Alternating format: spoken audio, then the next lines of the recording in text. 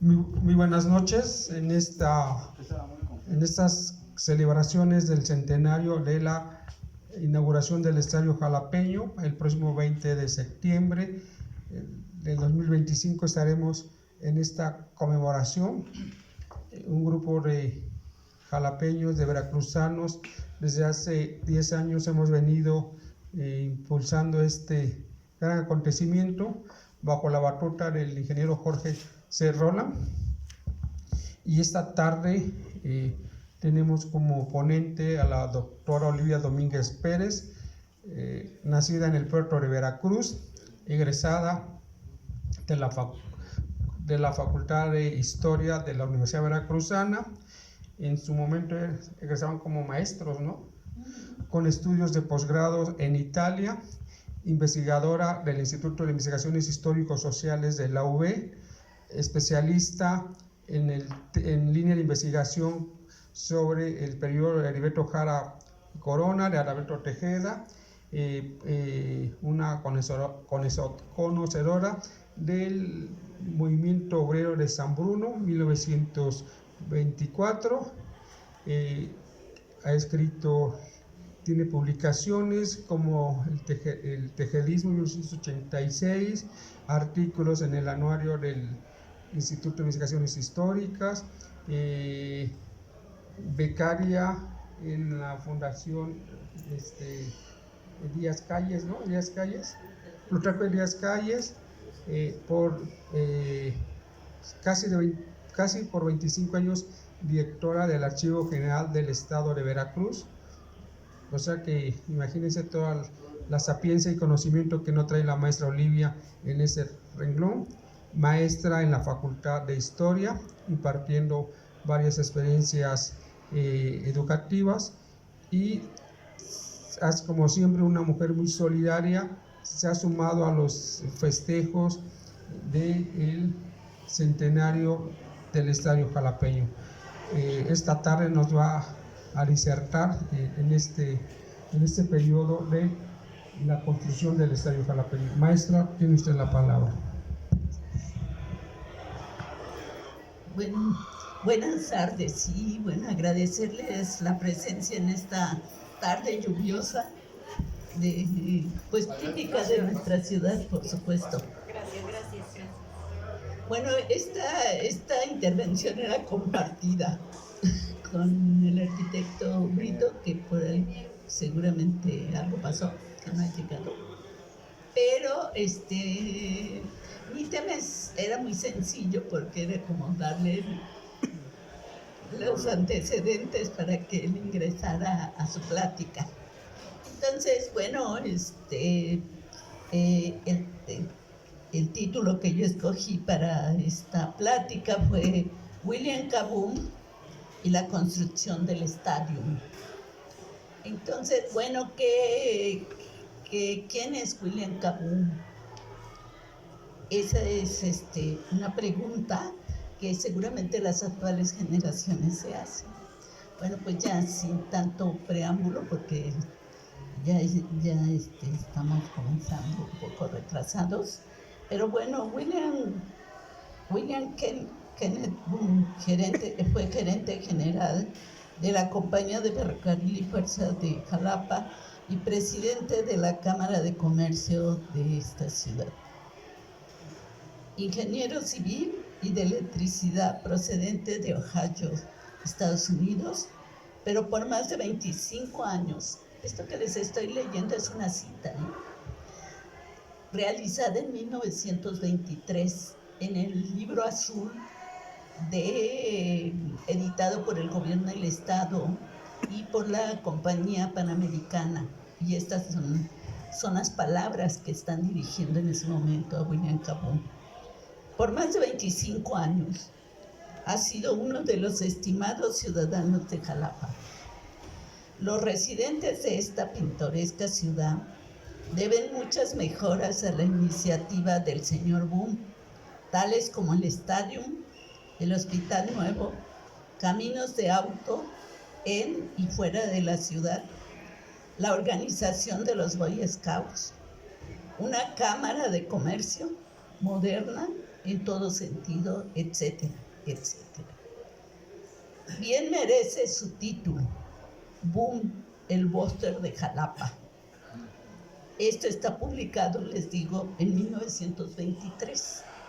En este reconocimiento, creo que faltó enumerar obras que beneficiaron a la ciudad y a sus habitantes, como la construcción de la rampa, arteria situada atrás del Parque Juárez, que logró conectar con la calle Zaragoza, obras de pavimentación de algunas calles del centro urbano, el camino en espiral hacia la cumbre del Cerro de Macuiltepec, que produjo en su momento también muchos empleos. Las nuevas generaciones creo que desconocen quién fue William Kenneth Boone, aunque vean su nombre en una placa en una calle del fraccionamiento Lucas Martín, buena plaza del fraccionamiento de Las Ánimas. William Kenneth Boone nació en Lynn, Ohio, en 1875 y a la edad de 23 años llegó a nuestro país, contratado por la Compañía de Luz y Fuerza de Jalapa, la Railroad and Power Company, para capacitar al personal del hidroeléctrico, que fue inaugurada al poco tiempo por el general Porfirio Díaz, en mayo de 1898. Retornó a Estados Unidos, donde trabajó algunos años, y para 1904 arribó a esta ciudad y se incorporó primero como superintendente de la compañía ya mencionada. Y a partir de 1909 sube al cargo de gerente general. Precisamente en ese año, 1909, fue nombrado vicecónsul de Estados Unidos en Jalapa hasta el año de 1914. Todos estos datos de Mr. Boone han sido proporcionados por la propia familia Boone, quien conserva un archivo muy interesante.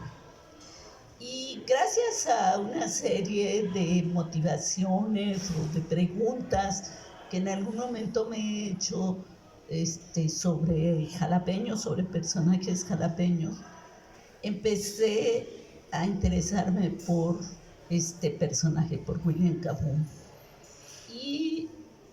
y logré conocer a Carmen Boone. Y bueno, ella en ese tiempo todavía no había escrito nada, pero me compartió imágenes de Jalapa, me compartió documentos, y uno de esos documentos lo recuerdo de esta época en que fue vicecónsul.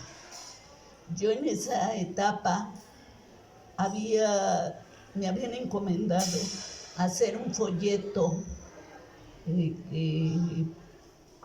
sobre la casa que ahora es la Casa Veracruz, y que trataban de decir, bueno, fue sede del consulado en Jalapa. No fue sede, aunque sí fue construida por el cónsul de Estados Unidos en Jalapa, en Veracruz. Y en Jalapa lo que había, en ese momento no había, y precisamente William K. Boone es el primer vicecónsul, pero él llega en 1909, y en el nombramiento como vicecónsul fue de 1909 a 1914. Entre esos documentos que me compartió Carmelita, venía una descripción de cómo era esa parte de la ciudad donde había construido el cónsul que vivía en Veracruz, pero había construido una casa de campo, y porque eran las afueras de Jalapa, ¿no?, donde está ahora la Casa Veracruz. Y bueno, es un documento muy interesante por la descripción. Espero algún día trabajarlo. En ese momento fue para un folleto, entonces lo único que extraje de ese documento fue lo que me interesaba, quiénes habían sido los propietarios de ese predio, cuándo se había construido la casa y, y posteriormente, casi al año que la habían construido, se, se va el cónsul, lo mandan a Valparaíso, Chile, y entonces la casa nunca en realidad fue habitada, ni siquiera por su constructor. Bueno, pero eso es parte de lo que dice esa documentación que conservo por ahí. Bueno, es una etapa difícil, 1909, 1914, que le toca al consulado, la Revolución Mexicana, la familia Boom se tiene que ir y le toca la intervención norteamericana a la ciudad de Veracruz, o sea que es un momento bastante complejo para Boom vivir en Jalapa en esas condiciones. Yo creo que no fue nada fácil para él, pero aquí estuvo tratando de ayudar a los norteamericanos que vivían en Veracruz para que salieran, que fueron evacuados durante este periodo. En 1914, previo a la intervención, gran parte de los norteamericanos fueron evacuados a sus lugares de origen, ¿no? Y posteriormente siguió la evacuación porque el conflicto seguía. Entonces siguieron evacuando ciudadanos norteamericanos. Uno se podía ir y dejar esa responsabilidad que había asumido con el consulado americano que estaba en Veracruz, ¿no? Bueno, eso es parte también de otra historia, pero yo creo que hurgando en los documentos que tiene, que aún conserva la familia, pues debe de aparecer una riqueza de información. Bueno, termina la contienda, como ustedes saben, está difícil periodo en 1917, del 17 al 20 hay otros conflictos, el último es el de Agua Prieta, los sonorenses que habían apoyado al jefe Venustiano Carranza, tienen problemas y finalmente ellos se quedan en el poder. Carranza sale y el último sonorense que disputa un poco la permanencia en el poder, pues es Adolfo de la Huerta. Entonces, bueno, eso en 1923. Entonces, bueno, aparentemente el Estado, el país se está estabilizando, pero con estos digamos, con estos conflictos y esta lucha de poder entre los propios vencedores de la revolución, ¿no? O sea, yo creo que es un periodo bastante complicado, pero Boom va a estar y va a estar ahí con esta en este periodo y va a tener una buena presencia en Jalapa, es decir, los jalapeños le van reconociendo su trabajo, que está en la hidroeléctrica, está, bueno, hay un medio de comunicación que es el ferrocarril entre Jalapa y Teocelo y Piojito. Y en 1920 también está el temblor, un temblor bastante fuerte, que además de tener además de hacer estragos en algunas poblaciones aledañas, en la propia ciudad también hubo muchos problemas y uno de ellos, bueno, lo sabemos por los que han estudiado este suceso, es que no solamente se afectaron casas particulares, sino también recintos públicos o edificios públicos. Entre ellos, Está la iglesia de los Corazones, tuvo daños muy severos, y otros edificios públicos, ¿no? Entonces, bueno, hay un comité, digamos, de reconstrucción para buscar fondos para ayudar tanto a los necesitados, gente que de escasos recursos, que les cuesta mucho trabajo volver a reconstruir sus viviendas, pero también el gobierno le cuesta mucho trabajo ayudar a este grupo de personas. Entonces yo creo que lo que yo quiero resaltar en este momento es que ¿por qué le llaman el Buster? Es el impulsor al señor Bungo, a Mr. Bungo, al ingeniero Bungo. Pues porque fue un hombre capaz de llamar a los sectores que podían aportar fondos. Entonces, por un lado, reúne a los comerciantes, quienes lo van a elegir en 1920 presidente de la Cámara de Comercio de Jalapa, que en ese momento, en los papeles que he consultado, dice Cámara Nacional de Comercio, Confederación Jalapa, confederada a Ciudad de Jalapa. Y es muy interesante porque parece ser que la Cámara hace todo un diagnóstico sobre Jalapa. Y entonces la ciudad aproximadamente tenía 19,000 habitantes. Y hace una proyección que Jalapa va a llegar a tener en los próximos años, que sí se está incrementando la población, va a llegar a tener 50,000 habitantes. Y así viene, no sé si sería posible, ingeniero, que me ayudaras con esto. Sí. Porque yo quería ver enseñar unos documentos de la Cámara de Comercio. Es la primera organización. La otra, él es el presidente de la Cámara de Comercio.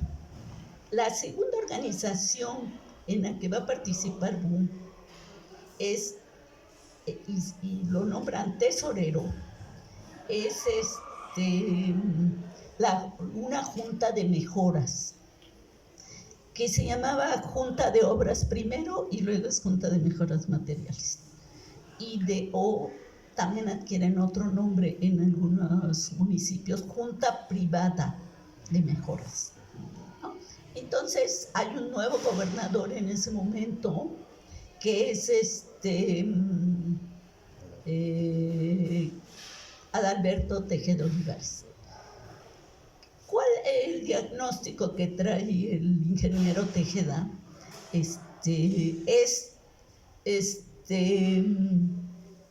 Por un lado, comunicar el Estado. Entonces, gran parte de su proyecto de trabajo es hacer caminos y carreteras, y en eso va a coincidir con el señor Boom, con el ingeniero Boom, en que hay que apostarle a comunicar el Estado y tratar de encontrar, vincular los mercados locales con los mercados regionales y los mercados nacionales. Ese es el objetivo de hacer caminos y carreteras. Esa es una primera coincidencia. La otra coincidencia que la va a tener, pero más con el ayuntamiento, es construir o modernizar la ciudad a través de trabajar saneamiento de la ciudad con la introducción de drenajes y de hacer mejores, hacer más transitables las calles de Jalapa. Por la documentación que existe, esta Junta de Mejoras y esta Cámara de Comercio, muchos de los que están apoyando otorgan fondos. La Cámara de Comercio en esa época tiene 144 socios, más o menos, ¿no? Puede que tenga un poquito más, pero los que están registrados en la lista de la Cámara de Comercio son 144 socios, de los cuales son los que eligen como presidente a William Cabú. Y en la Junta de Mejoras, algunos de los que están en la Cámara de Comercio también van a ocupar cargos, ¿no? Algunos comerciantes o algunos industriales también están ocupando cargos.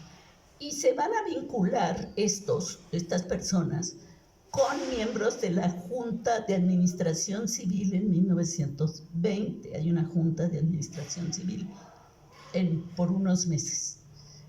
Y después regresa el presidente del ayuntamiento, que es Carbonell, de apellido Carbonell, y en 1921 ya hay una nueva administración civil.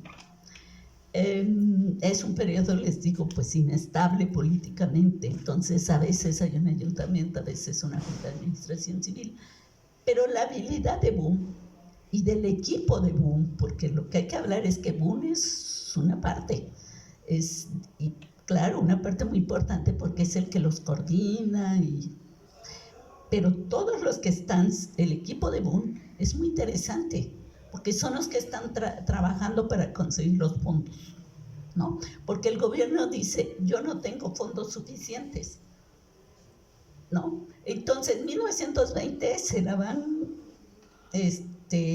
pues no, pues casi sin obra. La obra empieza a partir de 1921, y 1922 y 1923. Entonces, 1921 es cuando ya esta Cámara de Comercio presenta un proyecto muy importante, que es el estadio, hacer en la Ciénega de Melgarejo, dragar y sanear esa parte de la ciudad que estaba infestada por mosquitos. Eso es lo que dicen los documentos. Está en el Archivo General del Estado, está el expediente de obra, lo que ustedes llamarían el expediente de obra, y está el plano de lo que es su propuesta, que es hacer el estadio, pero no lo piensen nada más el estadio, sino había todo un campo deportivo vinculado con la parte ubicada hacia lo que ellos llaman el nuevo hospital, que es una construcción que al final no se completa, pero Boone, a través de la Junta de Mejora, trabajando también con la Junta de Beneficencia del Ayuntamiento, analizan cómo van a hacer un nuevo hospital. Al final, ¿qué pasa? Se abandona ese proyecto, sí se empieza a hacer con los fondos de esta Junta de Mejoras, pero se abandona el proyecto y se reconstruye el hospital civil, lo que hoy sería el hospital civil, que en los documentos se le llama el antiguo hospital, porque había quedado en ruinas por el temblor, ¿no? Entonces, bueno, Boone tiene esa capacidad de conjuntar a lo que hoy llamaríamos la sociedad civil a través de estos organismos. Y por otro lado, la Junta de Socorros, hay una Junta de Socorros dentro de la beneficencia, dentro de la Junta de Beneficencia, que es la que está a cargo de este antiguo hospital, hoy el Hospital Civil. Y al final ellos deciden reconstruir el antiguo hospital y no seguir apoyando el hospital que se pensaba en esta zona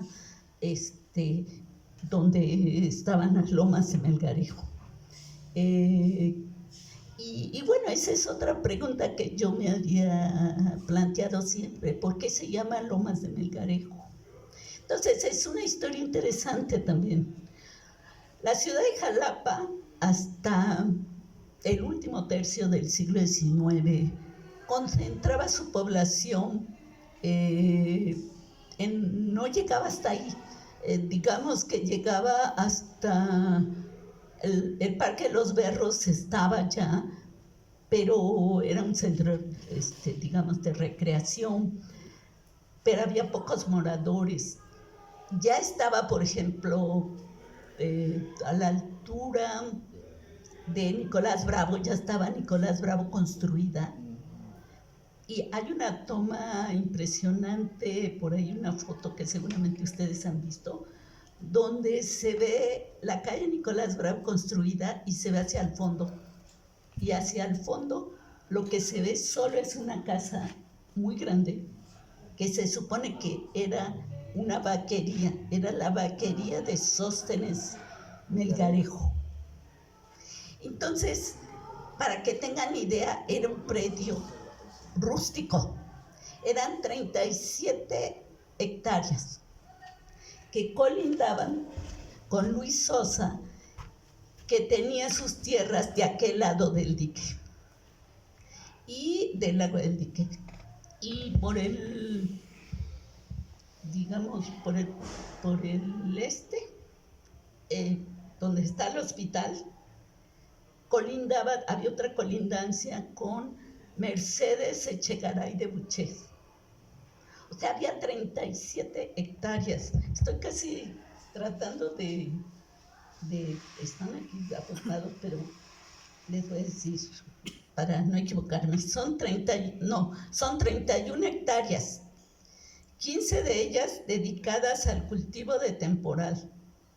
Y dentro de ese espacio de 15 hectáreas también estaban sembrados 600 naranjos, 600 plantas de naranjos. 8.5 hectáreas estaban dedicadas a cerril y pastos, y 7.5 hectáreas están anotadas como inútiles.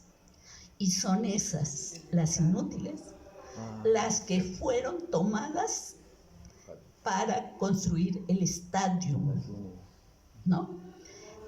En los papeles que inician en 1921, en mayo de 1921 inicia la obra.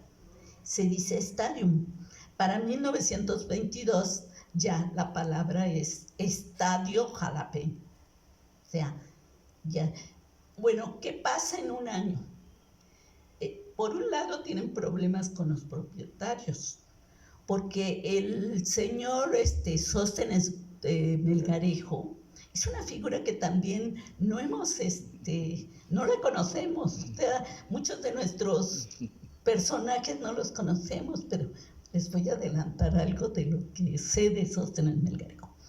Sóstenes Melgarejo era un comerciante nacido en Banderilla, y era un gran comerciante, porque en el directorio comercial que editó Teodoro Adez en 1907, ya era un comerciante muy consolidado en Banderilla, y también tenía otro comercio en La Concha. Entonces, Sóstenes Melgarejo acumula su capital dentro del comercio en Banderilla, hasta que decide dejar Banderilla y venirse a Jalapa. ¿Cómo es que se da este tránsito entre Banderilla y Jalapa? Le empieza a interesar, yo creo que este crecimiento de la ciudad, ¿no? Entonces, bueno, todavía no he localizado la escritura. Tiene que haber una escritura a partir de 1895. La estoy rastreando, si alguien me ayuda, mejor. Porque debe de estar en el archivo. Yo no la he localizado en el archivo del Registro Público de la Propiedad. ¿En qué pasa en 1895? Eran tierras de Pacho, de la hacienda de Pacho. Y en 1895, la albacea de Pacho vende fracciones de que están pegadas a los berros. Y entonces, entre esas fracciones, ya la había vendido a Brock, que es lo que hoy sería Mártires de Chicago. El Roble se llamaba, una finca que adquirió el nombre del Roble, y le vende a Melgarejo, pero es un predio rústico, les digo, estas 31 hectáreas de las que les estoy hablando. Y y además Melgarejo, eso sí lo he localizado, he hecho la búsqueda de algunos predios. Debo de tener como 20, si no es que más, porque no me dio tiempo a revisar todo el archivo que tengo. 20 propiedades rústicas en Jalapa, ya pequeñas, digamos pequeños terrenos, algunos construidos y otros que él construyó. O sea, era una persona que invirtió en el sector inmobiliario, ¿no? Y él mismo construyó parte de esas edificaciones que destinó para casas habitación, es decir, muchas cuarterías de Jalapa eran de este personaje, para 1920, ¿no? Luego, ¿qué pasa con el predio que sí son unas 31 hectáreas? Este predio, no está claro si Tejeda y Boom, los dos tenían una habilidad para negociar, cuando les convenía negociar, por supuesto. Entonces, no propusieron la expropiación, la dotación, a pesar de que hay demandas de dotación, porque era una pequeña propiedad, eran 31 hectáreas. Entonces, bueno, ¿qué pasa con eso? Pues hacen la negociación de hacer una compra-venta, pero la posición de Melgarejo en esos momentos dice: deben las ruinas del antiguo hospital, las ubicadas en Nicolás Bravo, y a cambio de esas yo les cedo estas 7.5 hectáreas que necesitan. Pero como el proyecto era más abarcativo, pues no, el proyecto lo hizo el gobierno del estado, eso sí lo hizo el arquitecto Medina, un arquitecto Medina, donde tiene caminos de acceso, calzadas, un campo de juegos, además de lo que era el estadio. O sea, quería conectar con el lago del Dique, porque mucha gente iba al lago del Dique y hacía regatas o hacía algún deporte, o iban de picnic, qué sé yo, ¿no? Entonces se utilizaba, hay fotos de Jalapa, ustedes ven fotos de Jalapa con las señoras con los vestidos hasta abajo, porque iban ahí, era una zona de esparcimiento, lo cual había que atravesar esta parte que era de propiedad privada, que no estaba cercada, pero se utilizaba. Pero lo que no se utilizaban eran la parte inútil, donde Boone le vende la idea a Tejeda de drenar y de rellenar eso que le llamaban la ciénega, porque en el periodo de lluvias se inundaba. Y entonces era un foco de infección, o sea, proliferaban los mosquitos, como hace rato dijo alguien. Y bueno, en efecto, había que hacer algo con ese espacio. Y no está claro en qué momento, es más, no aparece la expropiación. Los Melgarejo, la familia Melgarejo sostiene de que les fue expropiado, pero no está claro hasta que no aparezcan los decretos de expropiación. Sí aparece el decreto de expropiación de la señora Mercedes Echegaray de Buches. A ella le expropiaron por utilidad pública 1 hectárea y 928 metros, más o menos. Entonces, ese decreto de expropiación sí aparece, no aparece el de Sóstenes Melgarejo. Y para 1927 todavía Melgarejo está peleando esa transferencia de esa permuta que en su momento le hicieron pública. 5 años después, el estadio empezó en mayo de 1921, termina su construcción al año. ¿Por qué? Porque, bueno, esa es otra historia, pero bueno, cuesta bastante rellenar. Se rellenaron más de 2 metros, pero les costó trabajo rellenar. Pasa un río, el río de San Miguel, creo que el arquitecto Broca en su exposición lo dijo, no sé si esta vez o cuando fuimos a la Casa de Música se explayó en ese, porque nos mostró un mapa.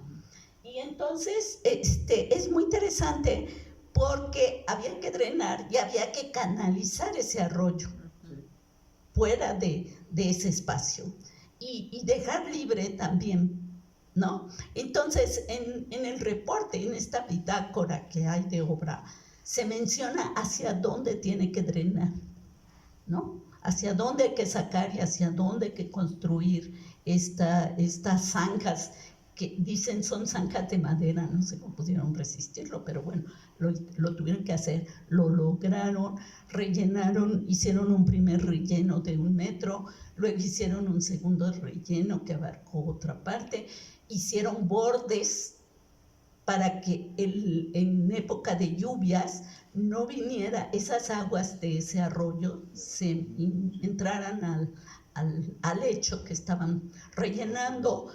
Y hay un tercer relleno, que es el que da el lecho definitivo, ¿no? Y entonces les agarró la lluvia, tuvieron que suspender parte de estas obras, entonces por eso es que duraron un año. Además, es muy interesante el expediente de obra, lástima que yo no soy ni ingeniera ni arquitecto, pero ahí está lo que le pagaban a los obreros, que es algo que también está pendiente por los historiadores. ¿Quién es la mano de obra que trabaja? Entonces, es muy interesante porque eso también me lo he preguntado para cuando construyeron el estadio Jalapeño ya en el 25. ¿De dónde vienen esos trabajadores? Porque hay una afluencia de trabajadores de fuera de Jalapa. No solamente son jalapeños, ¿no? Entonces, eso en este periodo de 1921 a 1922 no está claro en el expediente, solo se dice el pago de los jornales, les pagaban semanalmente, como se les paga a los albañiles, y eso sí fue un compromiso del gobierno del Estado, pagar obreros, poner maquinaria. Tuvieron que comprar maquinaria, el gobierno del Estado no tenía suficiente maquinaria para trabajar, por un lado la rampa, el estadio, los caminos, porque había que ayudar a los ayuntamientos, y los ayuntamientos no les podían dar mucho subsidio, sí les daban, pero no podían tener tantos subsidios, y las juntas materiales de los ayuntamientos tenían que funcionar en recabar fondos, y además, una vez terminada eso, el gobierno del Estado se comprometió a pagar jornales y a poner maquinaria, ¿no? Entonces sí, es un esfuerzo que empieza a hacer el gobierno estatal, el gobierno tejedista, de tener recursos, y por supuesto que su apoyo, es un gran apoyo, que la iniciativa privada esté dando recursos también, ¿no? Recursos que pueden ser para empleados en materiales, en otro tipo de necesidades que tengan las obras, ¿no? Pero bueno, ese es un periodo muy interesante. ¿Qué hace el gobierno del Estado? Porque les digo, no tenían muchos recursos, pero hay que inyectar estas obras, pues es cobrar impuestos.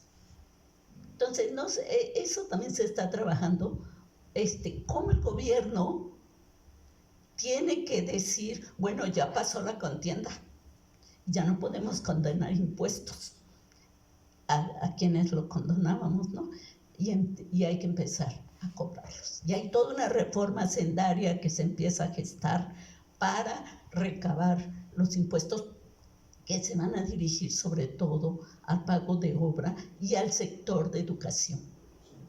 Entonces, bueno, es un periodo que a mí siempre me ha provocado muchas preguntas.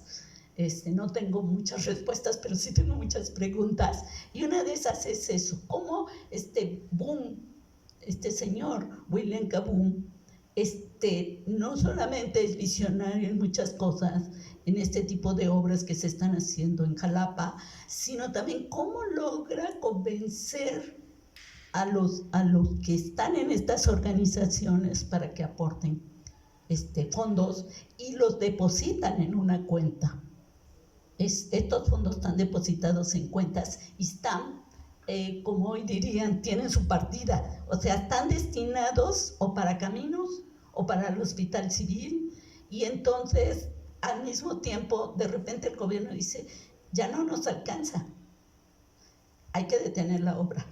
Eso sí tuvo Tejeda, dijo, pues detenemos la obra y cuando haya dinero la continuamos. Eso sí también pasó en este periodo, ¿no? Entonces, por eso también las obras fueron bastante lentas. Hay un expediente en el archivo municipal, que es de 1928, donde se dice, acabamos de pagar tal cosa, que era un remanente del hospital, ¿no? Entonces, bueno, quiere decir que durante el periodo de Jara, algunas cosas sí se pagaron, pero otras, como antier también nos dijeron, no se pagaron. Y entonces quedaron para el siguiente periodo de Tejeda, para 1928. Entre ellos el pago de los profesores, que se mencionó también el miércoles, ¿no? Entonces, bueno, pues hablar de William K. Boom es muy interesante, les decía, porque ¿qué pasa después? William K. Boom muere en 1944, vive en Jalapa, primero en el centro de la ciudad y luego adquiere una casa en Alfaro, y ahí muere, ahí en esa casa muere. Y es muy interesante cuando Carmen Boom habla cómo vivían en Jalapa, a quién conocían, qué hacían. Escuchar a Carmelita Boom es un agasajo siempre, porque siempre como que nos transporta a una época, ¿no? Hace 100 años, de cómo vivía una familia que se arraigó en Jalapa porque amó Jalapa y se quedó en Jalapa, ¿no? Entonces también es un sinónimo, es un signo de identidad que se van formando en Jalapa, ¿no? Muchos de nosotros no nacimos en Jalapa, pero aquí nos formamos, aquí estudiamos y hemos aprendido a amar esta ciudad.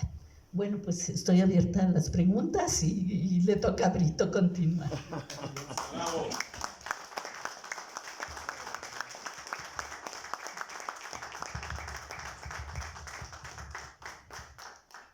Yo me acuerdo que mi abuelo platicaba que le llamaron la atención de los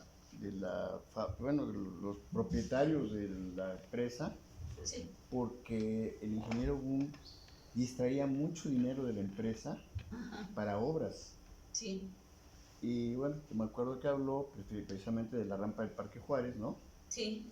Donde están actualmente las virtudes, eso lo construyó Mr. Boom. Sí. El camino en espiral del cerro, ya lo comentaba. Sí. Y yo me acuerdo, porque no me quedó claro, hablaban mi abuelo hablaba del camino Veracruz. Ajá. Y de la costera también. Sí. ¿Sí? ¿Es correcto? Sí, es la costera que conocemos, sí. La de hacia Cardel, la que va de Cardel hacia Poza Rica, bueno, Nautla, es correcto, Nautla. Y llegó a Santa Bárbara, sí, perdón, hay otra pregunta. Sí, una pregunta que puede parecer evidente, pero que no tengo documentada. Se habla también de que, dada la topografía y la posición del estado jalapeño, las aguas residuales de la ciudad ahí reposaban. Entonces, mi pregunta es, ¿hay algún testimonio o documento que confirme ese hecho? Porque digo, es otra de las proezas de la construcción del estadio, con la designación que hizo el señor Boom. Bueno, sí, lo interesante, en el caso, para responderle aquí a Jorge, sí, una de las negociaciones que hace William Cabún con la empresa que estaba en Nueva York, creo, es precisamente que hay un apoyo para obras de carácter civil que beneficiaran a la población. Ellos tenían contratos con el ayuntamiento de Jalapa, la verdad es que era un negociazo. Sí, claro.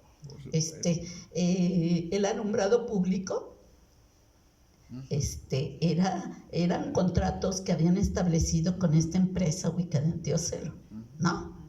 En Teocholó.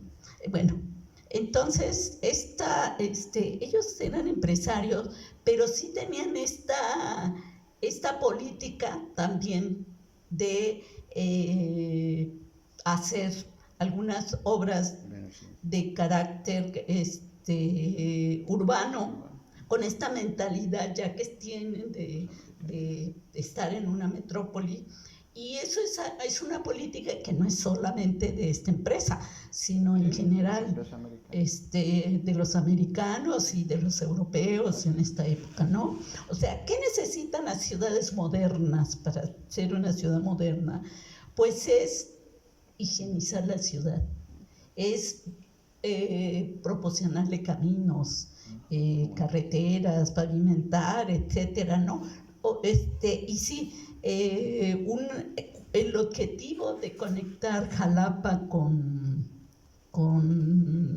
el norte del estado, por un lado, ¿por qué con el norte del estado? Pues arriba está Tampico, ¿no?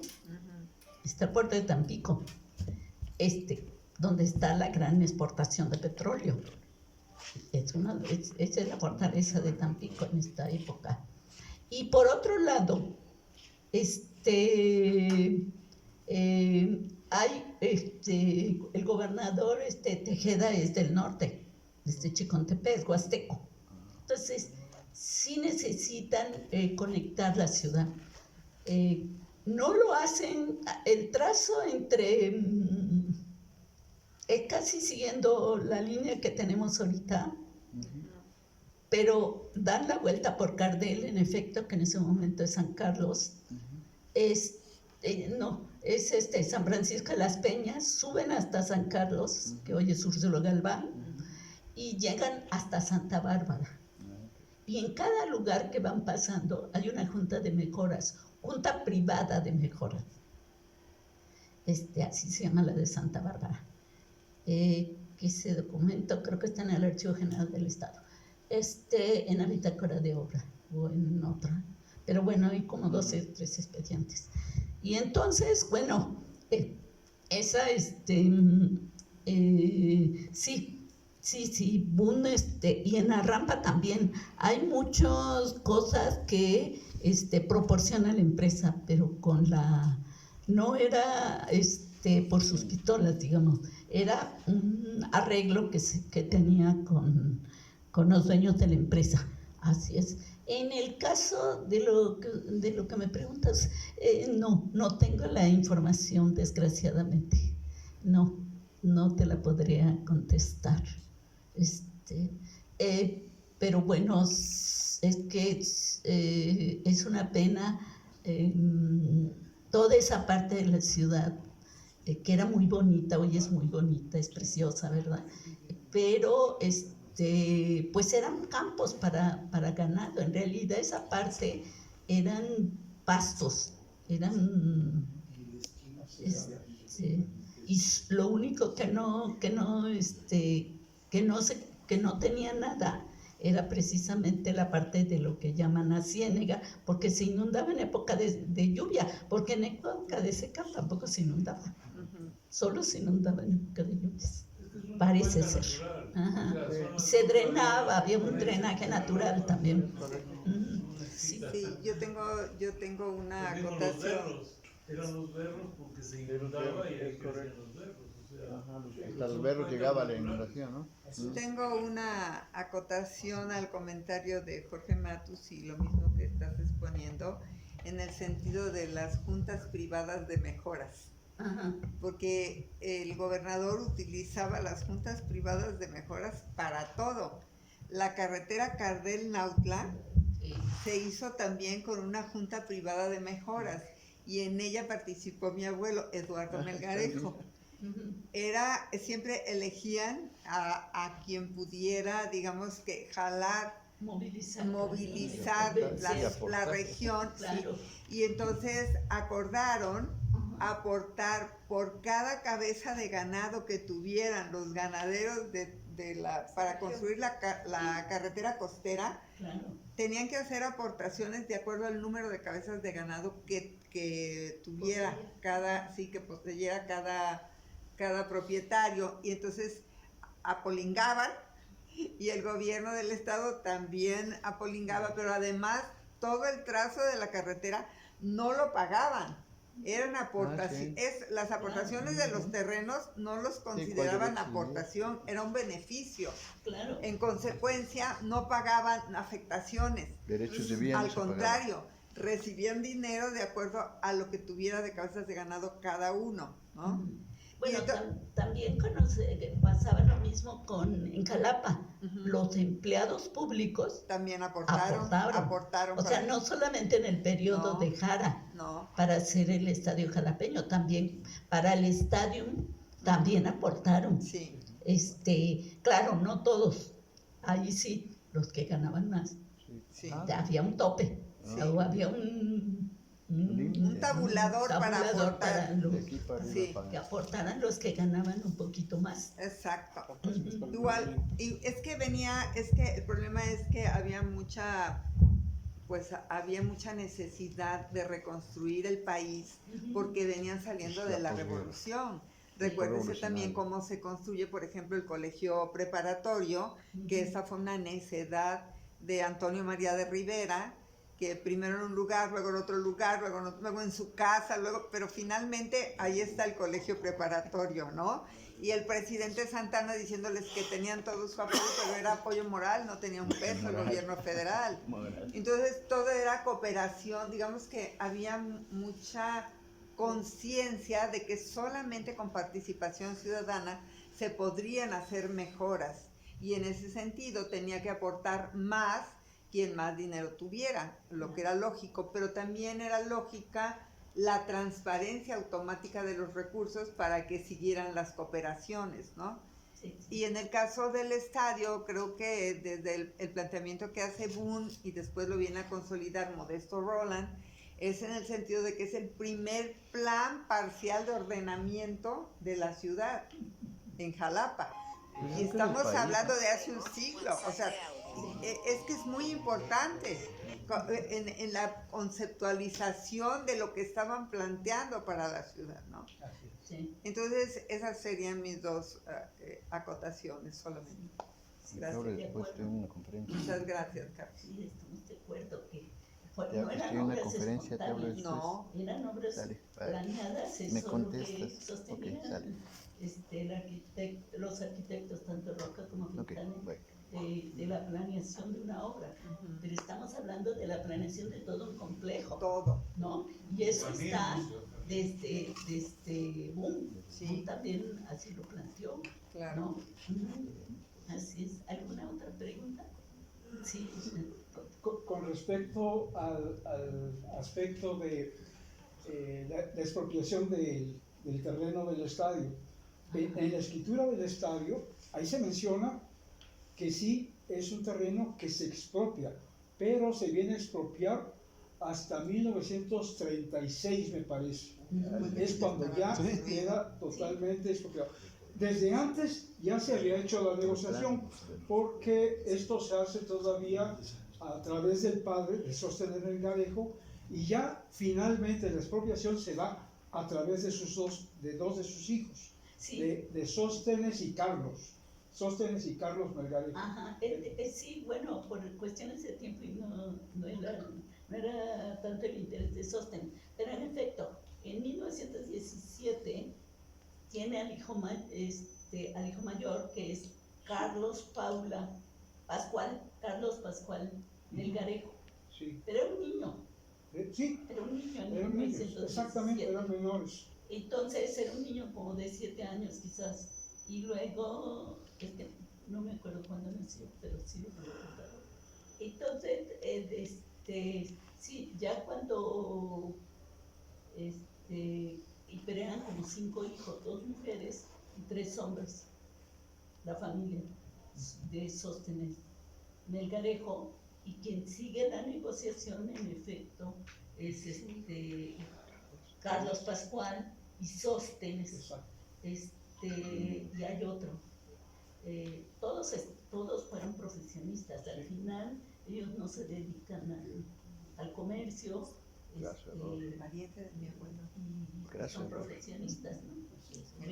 Uno de ellos inclusive se dedicó a la política, tuvo cargos muy importantes en la época de Marco Antonio.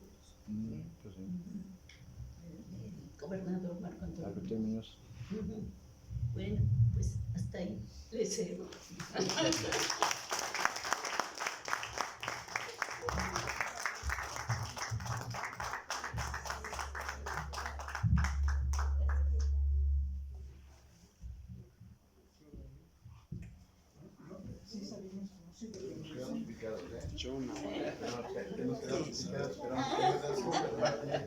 Con fotos, sí.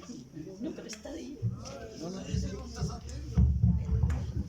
Hay que autorizar a Sí, sí.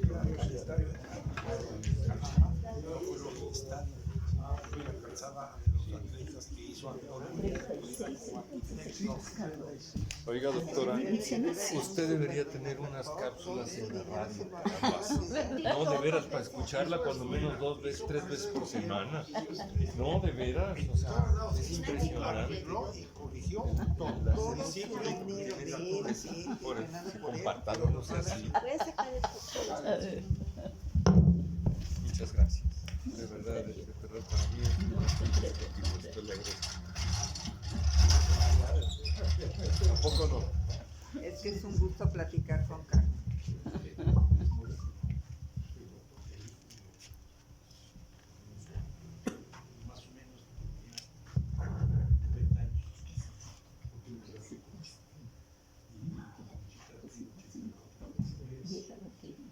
Ir a pedir a los terrenos.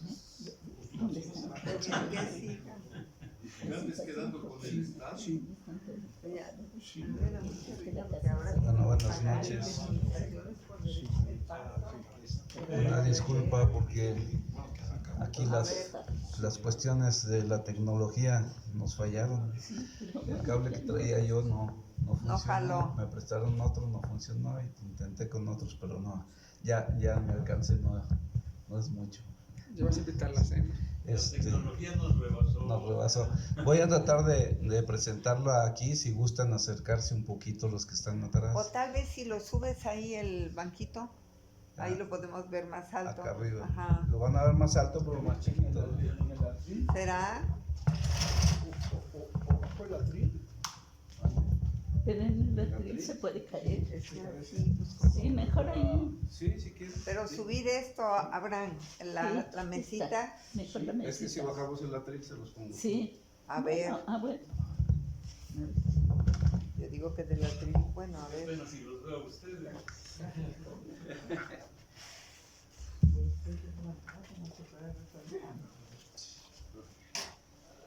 Creo que sí lo quieres acomodar. ¿Verdad? Dicen que es como un libro esto, ¿no? Perfecto, muy bien. Sí, ¿no? ¿Ahí está? A ver, sí. Creo que sí. Está chueco. A estas alturas del partido. No pase hilo. Sí, está mejor.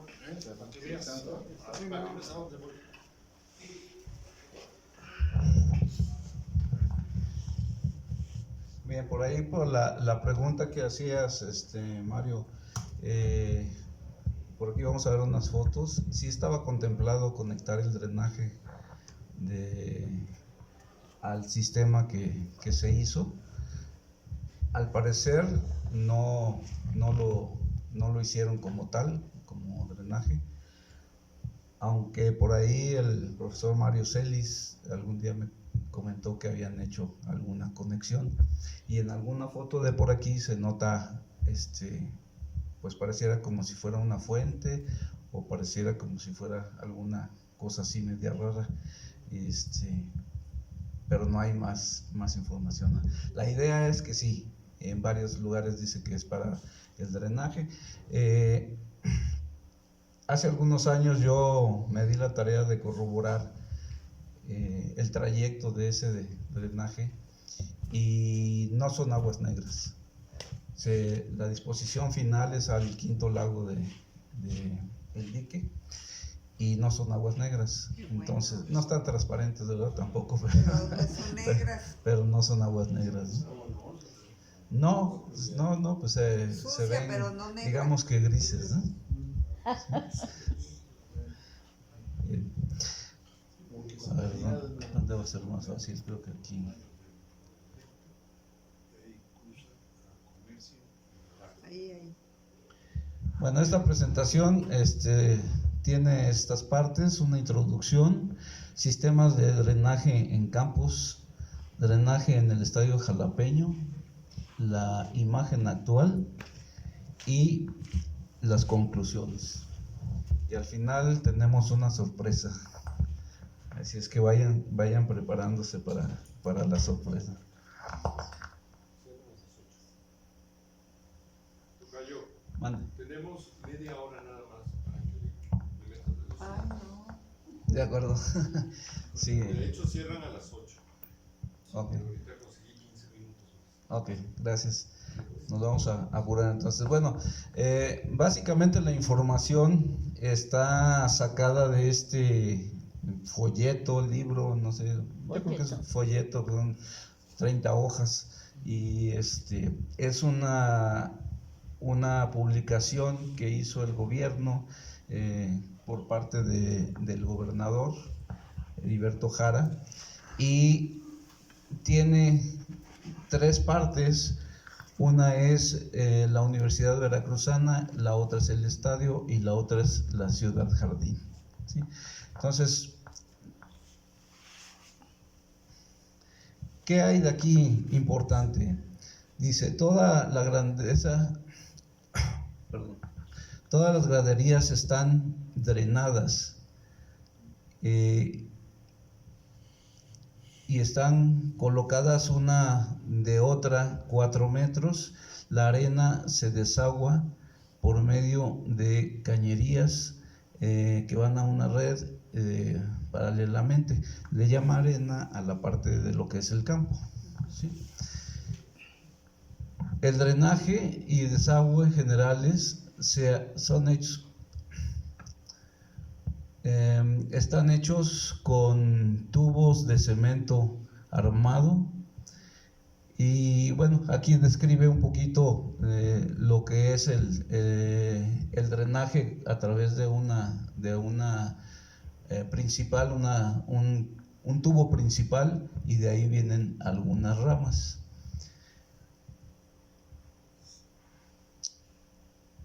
Bien, voy a apurarme aquí en esto. Aquí habla un poquito sobre el tipo de partes que tiene el estadio, que ahorita no viene al caso. Es interesante la información sobre la instalación eléctrica, sobre algunas otras cosas, pero me la voy a brincar. Dice aquí: las obras del estadio y del Tajo se iniciaron el día 28 de junio y se terminaron el día 14 de septiembre en el mismo año. Aquí vemos que esto nos da los 79 días que ya por ahí nos había el maestro Abraham comentado. Esta es una imagen de lo que es el estadio, el estadio es este círculo, la ciudad jardín y las instalaciones que serían para educación.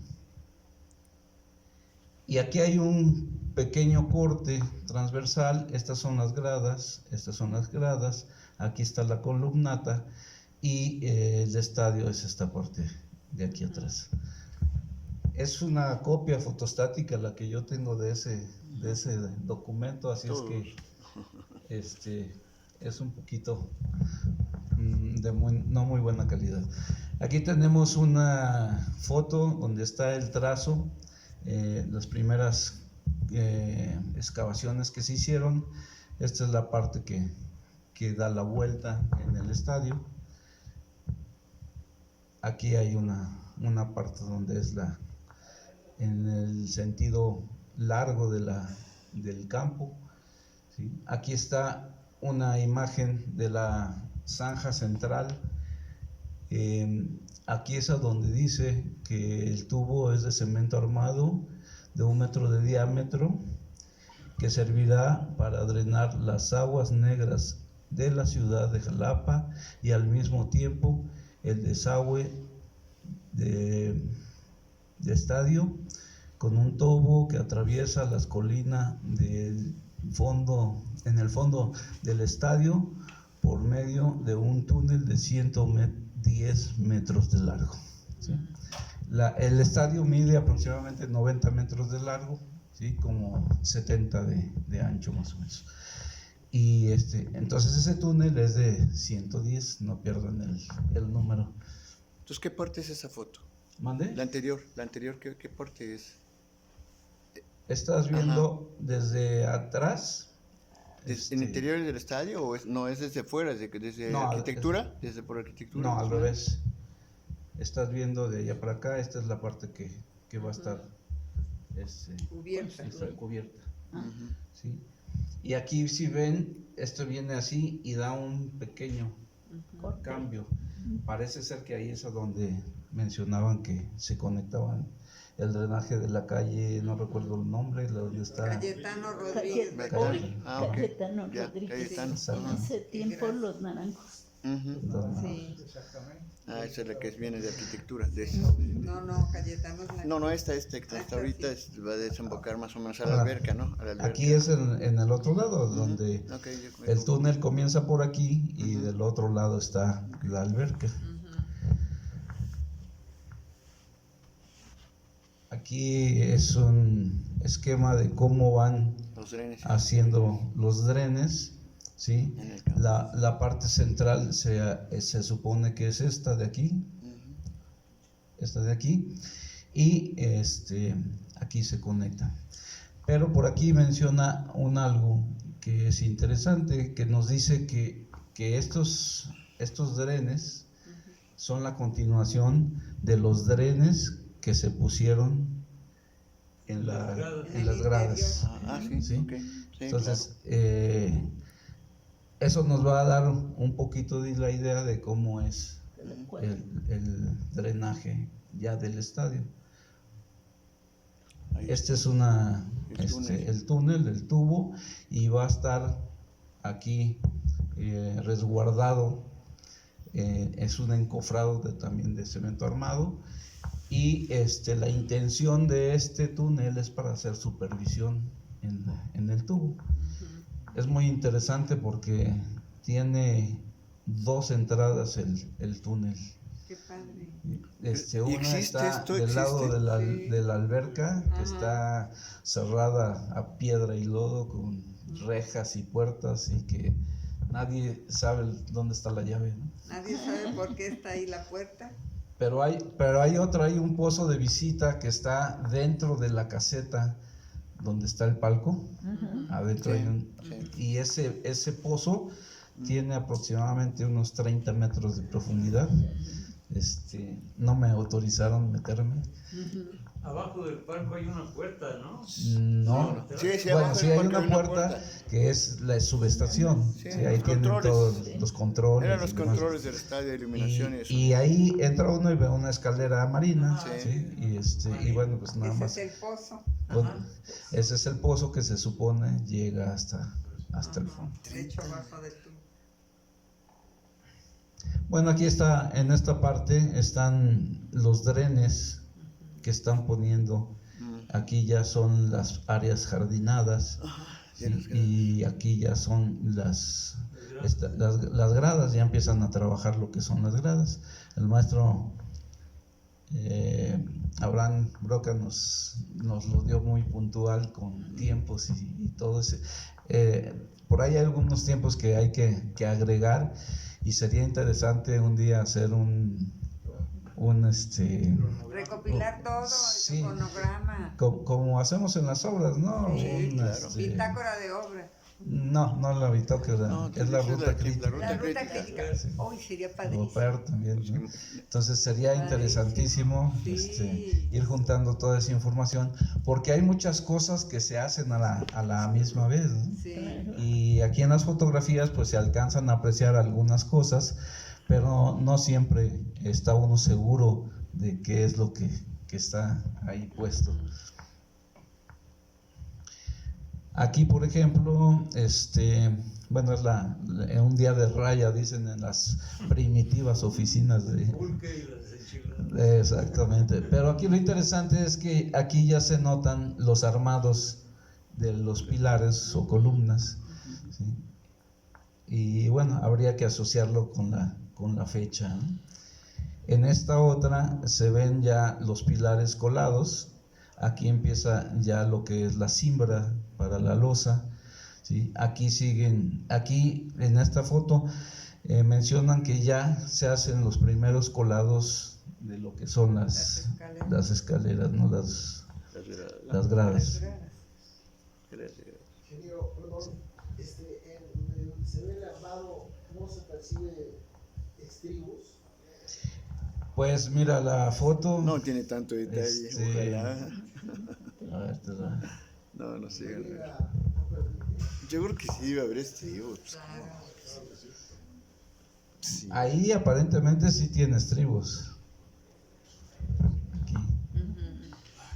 Pero sí se alcanzan a ver, ¿no? Sí se alcanzan a ver. Sí, es que debe haber estribos a fuerza. Ya. Quizá Sería muy algunos... interesante meterle un escáner estructural a Sí, toda la es la idea. sería maravilloso. Es la idea. Ahorita vamos a ver unas fotos que dijeron que iba a venir por aquí el director de CIOP, que le interesaba mucho El secretario. conocer cómo era. No, es el director de proyectos, creo que Okay. que le interesaba mucho conocer cómo era el edificio, la construcción antes de que la invadieran. Caray. Son sus palabras. Eso me lo pasaron en un internet que publicó.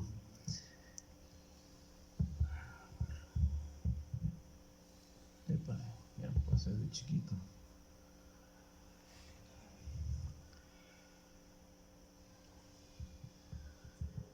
El puntero. Para abajo, El puntero, ajá. ponte Dale en para el abajo. puntero y le das clic. Ya no. No. El puntero lo tienes arriba. Ahí está. Ahí. Eso. No, es que se fue hasta atrás. Bueno, ahí está donde empiezan a hacer la cimbra, y aquí se ve un poquito más lo que es todo el graderío, y aquí se observa una cantidad de piezas que no sabemos exactamente qué son. Aquí se ve que son unos elementos largos, probablemente sean de los tubos que se usaron para drenar las... Rafa, Bueno, tenemos 6 minutos. Son sí, 7:54. gracias. Ok. Sale. Bien, aquí este es un muro de contención donde termina la herradura, ¿sí? Ese muro de contención y el otro muro que va a dar a la altura de la calle y todo esto se rellena. Sí. Y aquí está el tren, bueno, donde van a ir las vías del tren para todos los colados. El trenecito de preconcreto. Ah, sí. Y aquí está, estas fotos ya nos las había mostrado el arquitecto Broca. Aquí tenemos cómo está toda el entramado y el tubo central, y aquí se supone que es a donde va el túnel. Ahí ya está toda la cimbra. Me voy a ir un poquito más rápido. Aquí ya tienen el acabado, las gradas, ¿no? Y aquí son otros cantidad de elementos, tubos. Aquí se ven los tubos de un diámetro que están ya colados, y aquí se ve que los están colando. Ahí ya empiezan a descimbrar. Ahí es el tajo que se hace, y esta es la fotografía en donde está el estadio. Aquí está la zona de escuelas y el puente famoso, ¿no? que está aquí en corte, en las virtudes. Aquí aparecen 4 virtudes, pero eran 3 nada más. No, sí. Sí. Ya son 4. Ya son 4 ahorita, pero en ese tiempo estaban 3. Vamos a ver los sistemas de drenaje que se utilizan en el mundo. Básicamente son capas de arena, grava, y tenemos tubos, material permeable, llega a esos tubos y esos tubos recolectan. Hay de diferentes maneras. El drenaje francés, que hacen el canal de esta forma, ¿sí? Y estos son sistemas, ¿no? Este es el sistema que se parece más al del estadio, ¿sí? Inclusive aquí hay un isométrico en donde vemos las tuberías inclinadas y que se van por un eje central, ¿sí? Más detalles. Este es un detalle de lo que sería el drenaje perimetral, ¿sí? En algunos lugares, en nuestro caso creo que no fue, teníamos un drenaje perimetral, y de esa manera se recogían también las aguas. Ahí hay otro ejemplo, otro más, y nos vamos al drenaje del Estadio Jalapeño.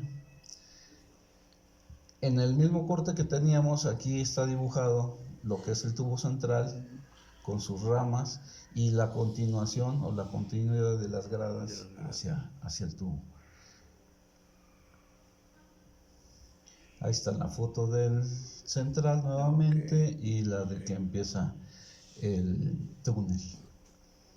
Aquí tenemos un detalle del entramado. Este es el central. Ahí está el túnel. Y aquí vamos a tratar de ver si funciona esto.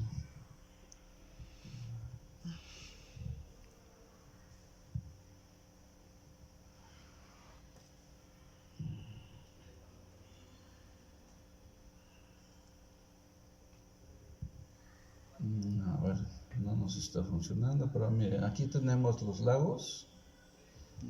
¿Sí? Aquí tenemos la alberca. ¿Sí? Entonces se va por la orilla de la alberca, pasa lo que es el patio de comercio. Economía. Actividades deportivas y comercio. Actividades deportivas y después comercio. Economía, y va y se deposita en los lagos. En el lago.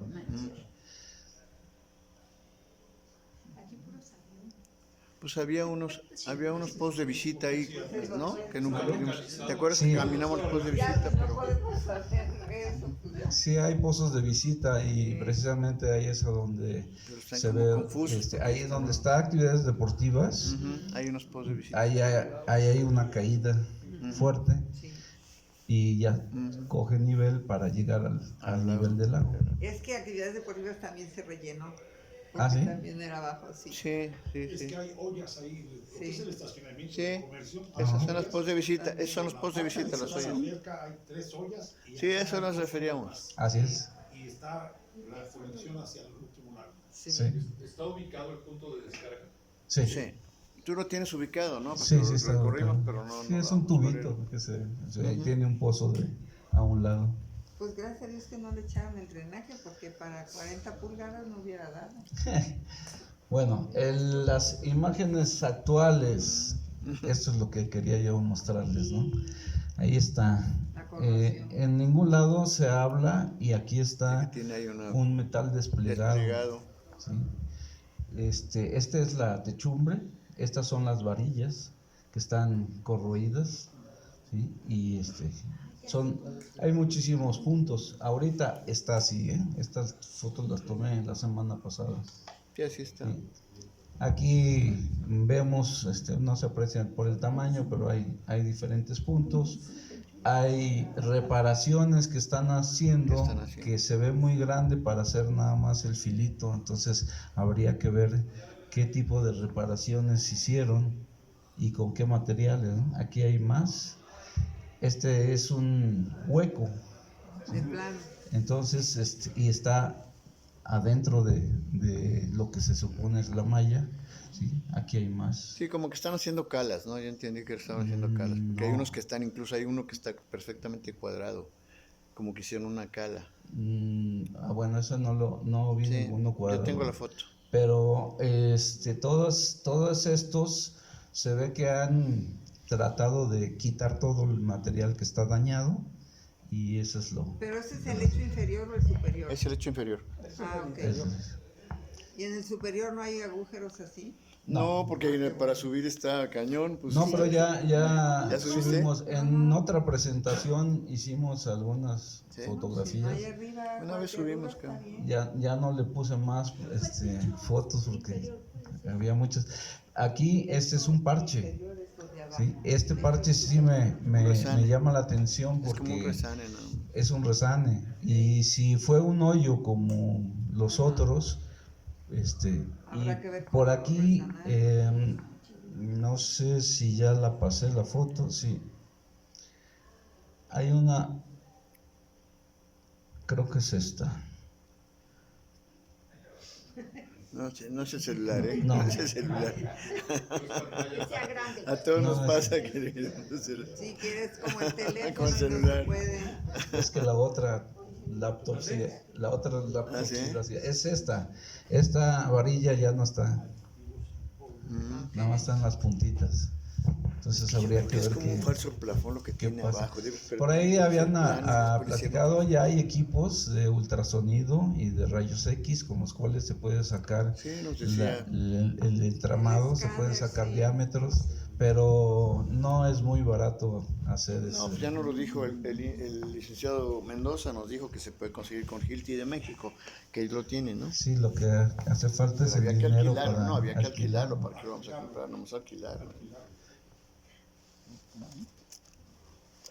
Bueno, aquí están las gradas, le quitaron todos los asientos, nomás están los tornillitos, desescarapelaron todo. Oye, ¿no sabes si los van a volver a poner o qué? No.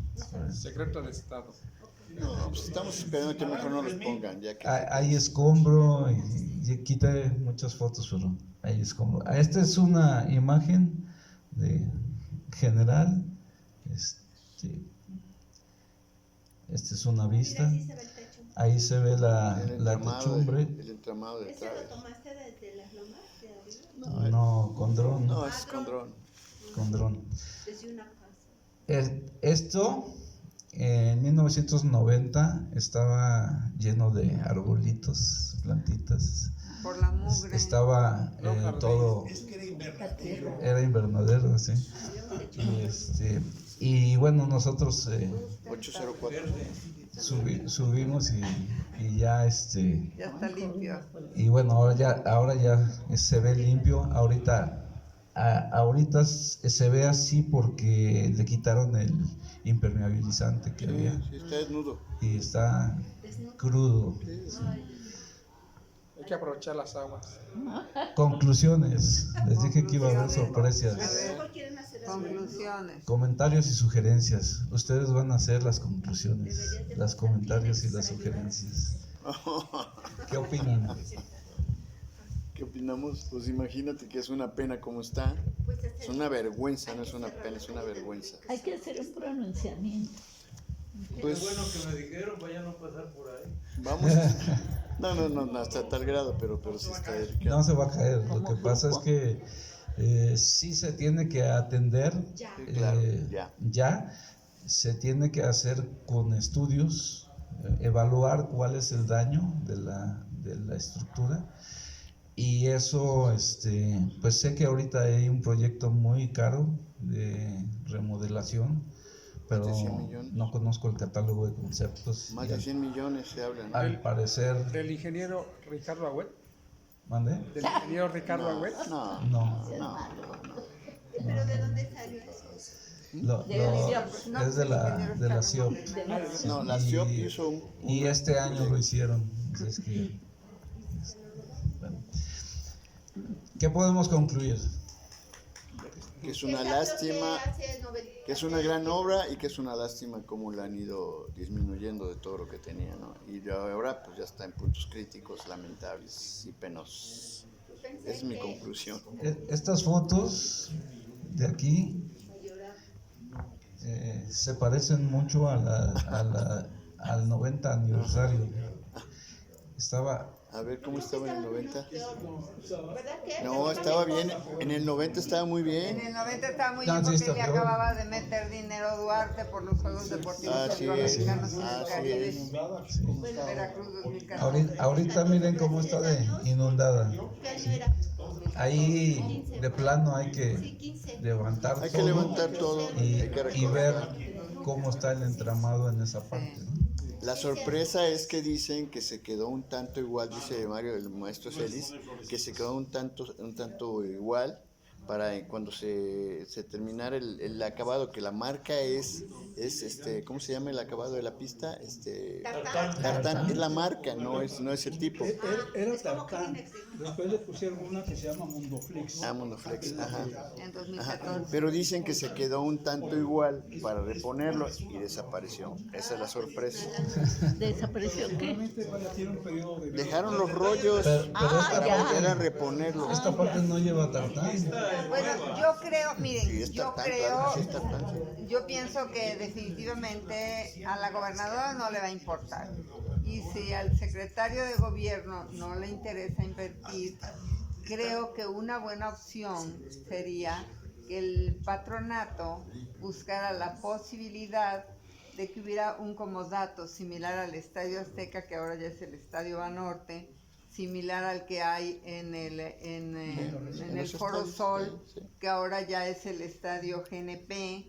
Creo que habría que buscar una institución financiera que quisiera invertir en el estadio, porque una cosa es muy importante, además de invertir, que es la razón por la que el gobierno del estado no le quieren meter la lana, es porque no hay un proyecto. Este es el momento, creo, de hacer un proyecto deportivo financiero para que sea rentable los espacios que tiene la ciudad, porque tiene la ciudad muchos. Uno es el Estadio Jalapeño, otro es la superpista en la ciclovía, el velódromo, que además con esa calidad es el único, y lo que está pasando es que se lo van a echar si lo siguen usando para lo que no es. Entonces el tema es que creo que habría que hacer un catálogo de los espacios deportivos con que cuenta la ciudad y tal vez buscar gente que le interesara invertir en el tema deportivo, porque es una industria que está planteada desde 1985-87, que fue el Plan Municipal de Desarrollo hecho por Manuel Fernández Ávila, que es una industria que le conviene a la ciudad porque es una industria sin chimeneas, es una industria muy rentable y es una industria que nos convendría porque genera desarrollo económico sustentable por un lado, pero por otro lado hace que la economía de la ciudad se mueva en algo que no es contaminante. ¿no? Creo que eso, me parece que ese sería el lugar por donde irse, porque seguirse quejando que no hay dinero, que el gobierno no quiere, que el gobierno no va a invertir, y por un lado, y por otro lado, se los digo, como lo planteaba Olivia, o sea, hubo un tiempo en que los empresarios respondían, ahora los empresarios no responden porque no hay confianza en el gobierno. Entonces lo que habría que hacer es convencer al gobierno que se deje ayudar. De dar en comodato estos espacios a quien sí quiera invertir en ellos, ¿no? Porque imagínense, con todos los espacios deportivos que tiene la ciudad, la promoción cultural, porque de por sí, lo queramos o no, ya hay un turismo cultural en la ciudad. Imagínense que hubiera turismo cultural y deportivo. Sería la única ciudad en México que ofreciera esta alternativa. Sin embargo, aquí había que tener mucho cuidado. Y que fuera deducible. Sí, desde luego. Pero aquí había que tener mucho cuidado porque estamos hablando de un elemento patrimonial. No le podemos poner estadio, Azteca es Telcel. Le vamos a poner estadio Telcel como le pusieron a Banorte ahí al Azteca. A ver, el Estadio Azteca es un estadio patrimonial de los mexicanos. Sí. Y el Estadio Azteca, aunque ahora se llama Estadio Banorte porque la concesión lo tiene Banorte, todo el mundo le va a seguir diciendo toda la vida Estadio Azteca. No, lo preocupante es que le vayan a empezar es una apropiación cultural. A ver. Es como el GNP. Porque ese instrumento ya existe y no ha extinguido. Se creó el fideicomiso de las instalaciones de los Juegos Centroamericanos. Ahí está en la Gaceta. No, sí, lo creó Elizabeth cuando fue presidenta. Fidel Herrera. Lo creó el gobierno. ¿Duarte? Fidel Herrera lo creó. No. Fue Duarte, ya estaba Duarte. En Centroamericanos fue en Duarte. ¿Cómo olvidarlo? Para aprovechar todas las instalaciones para poder. Había que reglamentarlo muy bien para que se respete el patrimonio. Señores, estaríamos porque nos van a correr. La plática está muy bonita. Creo que habría que tenemos que ir. Corran. Nos tenemos que ir. Búscanos la Gaceta, Cancino. Muchas gracias. Es que sí, tenemos que buscar quién diablos lo ha